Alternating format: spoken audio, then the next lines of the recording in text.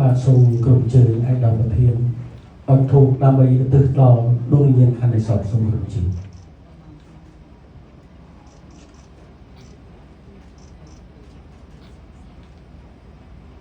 បាទជាកិច្ចបន្តខ្ញុំបាទសូមគោរពជើងឯកឧត្តមប្រធានប្រទាំងប្រតិភូរួមដំណើរទាំងអស់សម្រុំកាយវិចារចិត្តមួយនាទី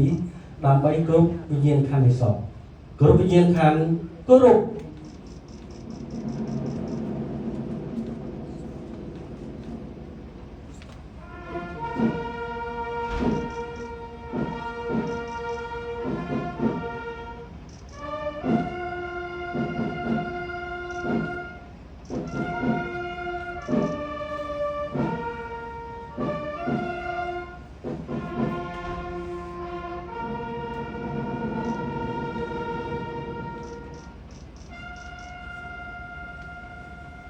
បាទសូមគោរពជើងឯកឧត្តមប្រធាន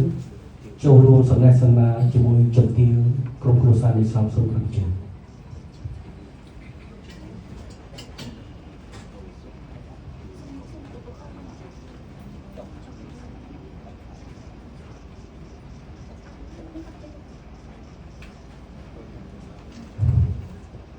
បាទជាកិច្ចបន្តខ្ញុំបាទសូមអនុញ្ញាតគោរពជើងឯកឧត្តមប្រធាន